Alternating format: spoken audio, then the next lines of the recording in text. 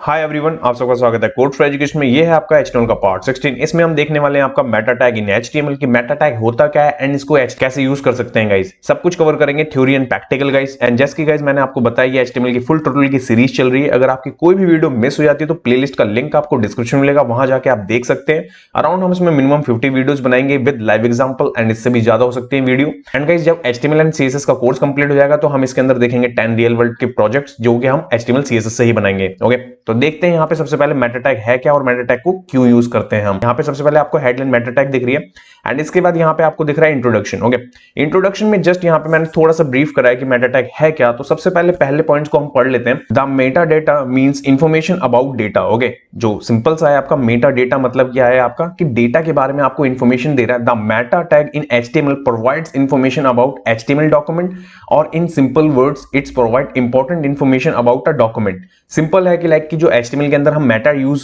जो it means कि meta tag use कर रहे हैं वो किसके लिए कर रहे हैं, वो आपके HTML डॉक्यूमेंट की इंपॉर्टेंट इंफॉर्मेशन देने के लिए। अब देखिए थर्ड लाइन में देखिए आप, additional the meta tag while making the web page और website is a good practice because search engine like Google search engine for this meta tag is order to understand information providing by website.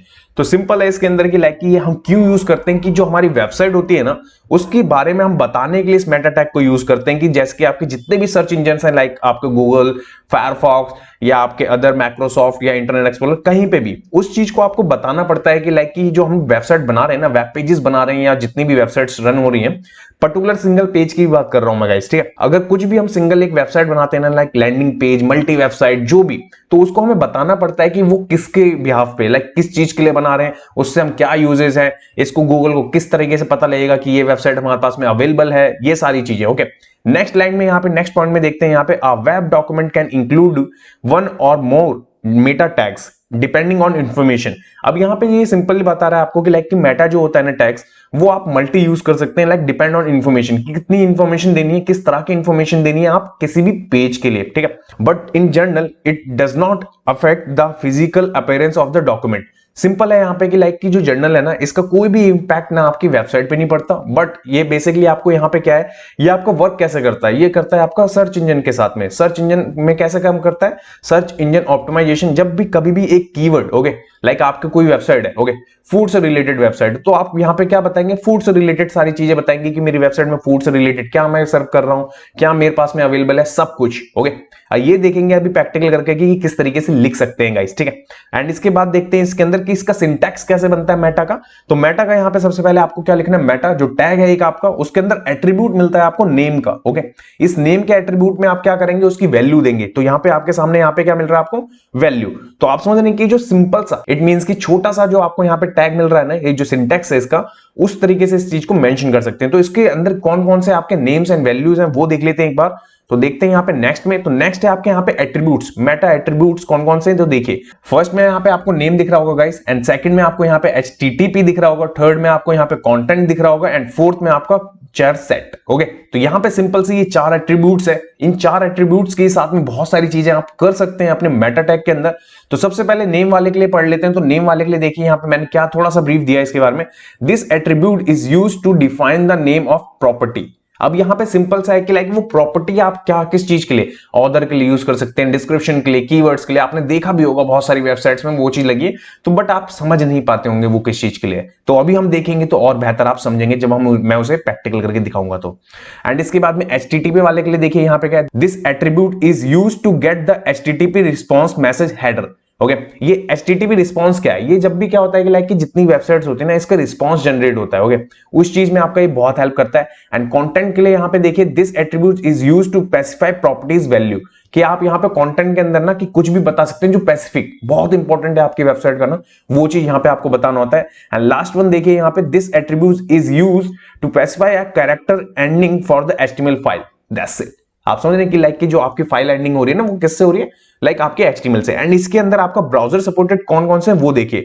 सबसे पहले आपका यहाँ पे Google Chrome, इसके version भी लिखे हुए मैंने इसके आगे 93, Internet Explorer 11, Microsoft Edge 93, Mozilla 92, Opera 78 and Safari यहाँ पे 14.1। तो आप समझ गए कि कौन कौन से ब्राउजर आपके सपोर्ट है, एट्रीब्यूट्स कितने हैं इसके अंदर, और इसके सिंटैक्स को कैसे लिखते हैं। तो ये सारा कुछ करते हैं यहाँ पे प्रैक्टिकल में, एंड देन और बेहतर समझने की कोशिश करते हैं। तो चलते हैं यहाँ पे अपने एडिटर पे। सो गाइस एडिटर पे आने के बाद सबसे पहले मैंने एक फाइल बना रखी है यहाँ पे, उसका नाम है आपका पार्ट 16 metatag.html और ये किस फोल्डर में, जैसे कि मैंने आपको दिखाते हुए आया हूँ कि आपका सेम फोल्डर है जिसके अंदर हम बना रहे हैं वही। एंड देन यहाँ पे सबसे पहले आपको क्या करना है, डॉक टाइप, आपको पता है क्यों लिखते हैं हम, जैसे मैंने पढ़ा रखा है आपको। एंड इसके बाद आपका HTML हेड के बाद आपका यहाँ पे हम लेंगे टाइटल, ठीक है। एंड टाइटल के अंदर मैं लिख दूंगा आपका Meta tags, that's it. And इसके बाद है आपका यहाँ पे बॉडी, ठीक है। इस बॉडी में यहाँ पे आपको यहाँ पे दिख रहा होगा ब्लैंक। अभी यहाँ पे मैं क्या करता हूँ, एक H1 ले लेता हूँ एंड मैं इस पे लिख देता हूँ आपका जो मैंने ऊपर लिखा मेटा टैग्स। इस चीज को यहाँ पे करता हूँ मैं सेव, एंड सेव करके चलते हैं यहाँ पे ब्राउजर पे। एंड ब्राउजर पे आने के बाद करते हैं रिफ्रेश करके सबसे पहले आपका हेडिंग भी दिख रहा है एंड ऊपर टाइटल देखेंगे ना आप, तो यहाँ पे आपको टाइटल भी विजिबल हो रहा होगा। ओके, अब बात करते हैं इसके अंदर कि आपका जो मेटा टैग्स है ना वो कहाँ पे लिखने होते हैं आपको। सबसे इंपॉर्टेंट वो लिखने होते हैं आपको हेड सेक्शन में। ओके, ध्यान रखिएगा, वो लिखने होते हैं आपको हेड सेक्शन में। अब वो टाइटल के ऊपर भी हो सकते हैं, टाइटल के नीचे भी हो सकते हैं, ध्यान रखिएगा।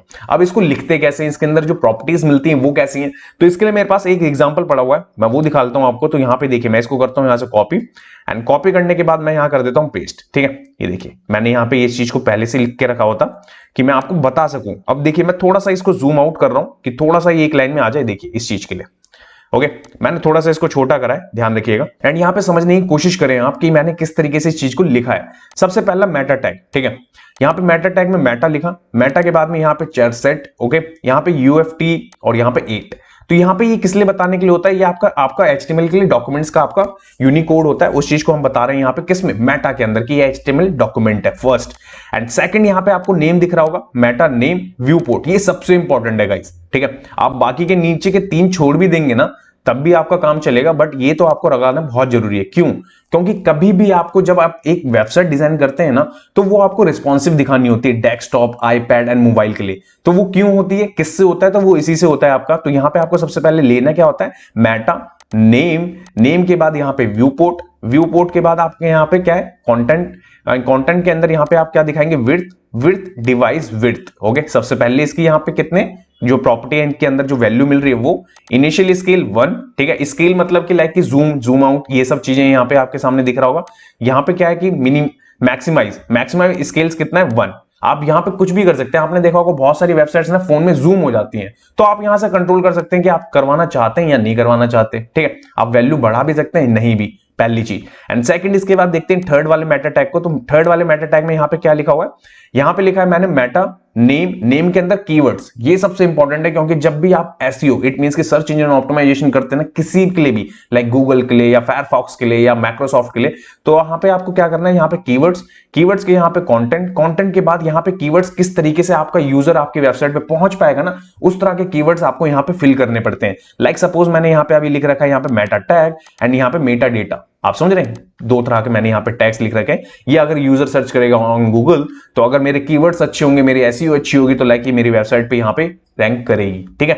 एंड इसके बाद है यहाँ पे फोर्थ, यहाँ पे मेटा नेम के अंदर यहाँ पे मैं दे रहा हूँ डिस्क्रिप्शन। ओके, डिस्क्रिप्शन में सिंपल सा आपको क्या करना है, यहाँ पे आपको कंटेंट के अंदर ना अपनी वेबसाइट के बारे में बताना, बहुत कम वर्ड्स में, लाइक 140 कैरेक्टर या 150 कैरेक्टर के अंदर उस चीज को रखिए। एंड वहां पे आप अपनी वेबसाइट के बारे में बताइए कि लाइक ये वेबसाइट आपको क्या देगी। ओके, इट मींस कि यूजर को क्या मिलने वाला है आपके थ्रू। तो ध्यान देखिएगा, वो सब यहाँ पे हम रखते हैं। एंड इसके बाद में लास्ट है यहाँ पे मेटा टैग HTTP, जो कि मैंने बताया था कंटेंट टाइप। एंड कंटेंट के अंदर यहाँ पे आपका टेक्स्ट HTML, जो कि हम बता रहे हैं कि लाइक ये जो वेबसाइट है। एंड उसके अंदर यहाँ पे आपको दिख भी रहा होगा, जो हमने ऊपर डिफाइन करा वही मैंने यहाँ पे भी डिफाइन करा। ओके, तो ये चीज आप समझ गए कि कुछ ये है आपके मेटा टैग जो बहुत इंपॉर्टेंट है। बहुत सारे मेटा टैग्स हैं, जब आप सर्च इंजन ऑप्टिमाइजेशन पढ़ेंगे, इट मींस की SEO या SEM, search engine optimize marketing, तो ये सब सारी चीजें SEO के रिलेटेड है, इट मींस की डिजिटल मार्केटिंग से रिलेटेड चीजें जो मैं आपको बता रहा हूं, वो आप जब करेंगे तब उस चीज को और बेहतर समझ पाएंगे। बट ये जो टैग्स है ना मेटा, इसको बहुत इंपॉर्टेंट रोल प्ले करता है हमारी किसी भी वेबसाइट को रैंक करवाने में, ध्यान रखिएगा। इसी चीज के लिए मैंने आपको बताया। और यहाँ पे जो व्यू पोर्ट है ना, इस व्यू पोर्ट का यहाँ पे आपको दिख भी रहा होगा कि लाइक कि रिस्पॉन्सिव करने के लिए करते हैं, ठीक है। अब मैं इस चीज को कैसे दिखाऊं, अब सपोज मैं यहाँ पे क्या करता हूं, इसको यहाँ पे कर देता हूं अभी कमेंट। ओके, कमेंट कर दिया मैंने। एंड कमेंट करने के बाद में मैं अभी क्या करता हूं, देखिएगा, मैं इनलाइन ही ले रहा हूं और CSS ले रहा हूं, ध्यान रखिएगा। इसको थोड़ा सा अवॉइड करिएगा आप, बट आप समझने के पर्पज से इस चीज को समझिए। तो मैं यहां पे कर देता हूं आपका 0 105, ये देखिए, इट मींस की 505 कर दे रहा हूं। एंड यहां चलते हैं, यहां करते हैं रिफ्रेश, ठीक है। रिफ्रेश करने के बाद में देखिए कितनी बड़ी हेडिंग दिख रही है आपको, और यही चीज आपको रिस्पॉन्सिव देखनी हो, सपोज आपने मेटा टैग नहीं लगाया, ठीक है, अब आपको ये रिस्पॉन्सिव में कैसे दिखेगा, ठीक है। तो मैं क्या करता हूं, सबसे पहले इसको करता हूं यहाँ पे साइड में, एंड इसको रिस्पॉन्सिव लेके चलते हैं। ये देखिए यहाँ पे आपको विजिबल हो रहा है, ठीक है। ये देखिए फॉन्ट आपको छोटा होता हुआ दिख रहा होगा, बट वो इंपैक्ट नहीं दिख रहा होगा, ठीक है। अब वो चीज होगी कैसे, अब यहाँ पे देखिए जैसे मैं क्या करता हूं, इसको करूंगा ऑन, ठीक है, मैं इसको करूंगा ऑन करने के बाद करूंगा यहाँ पे रिफ्रेश, एंड रिफ्रेश करने के बाद चलेंगे यहाँ पे हम, तो देखिए अब आपको यहाँ पे समझ में आ रहा है, इट मींस कि आपका क्या था, जो आपका डेस्कटॉप व्यू था ना, वही आपको वहां पे विजिबल हो रहा था पहले, अभी जब मैं रिस्पॉन्सिव टेस्ट कर रहा था। बट अभी क्या हो रहा है कि ये देखिए यहाँ पे आपको जो आपको फॉन्ट साइज आपने डेस्कटॉप के लिए दिया ना, वही फोन के लिए भी मान रहा है। इट मींस कि ये प्रॉपर रिस्पॉन्सिव दिखाएगा। अब आपको क्या करना पड़ेगा, इसको रिस्पॉन्सिव में जाके कोड लिखना पड़ेगा इसके लिए, और इसी चीज के लिए हमारे पास में मीडिया क्वेरी होती है, जो कि सीएसएस के अंदर मैं पढ़ाऊंगा आगे चल के, ठीक है। अभी मैंने पढ़ाया नहीं है वहां पे, बट मैं आगे चल के वो सीएसएस के अंदर पढ़ाऊंगा कि कैसे ये रिस्पॉन्सिव को करा जाता है, कि डेस्कटॉप पे इतने बड़े फॉन्ट को कैसे कंट्रोल करना है आपको फोन के अंदर जाके। तो ये तो बहुत छोटा सा एग्जांपल था कि लाइक की रिस्पॉन्सिव से रिलेटेड। जब हम करेंगे तो और ज्यादा डीप में जाएंगे कि लाइक की रिस्पॉन्सिव होता क्या है, ये व्यू पोर्ट के अंदर कैसे चीजें चलाते हैं, करते हैं, ये सारा कुछ गाइस, ठीक है। एंड नेक्स्ट क्या होने वाला है वो भी एक बार देख लेते हैं हम यहाँ पे।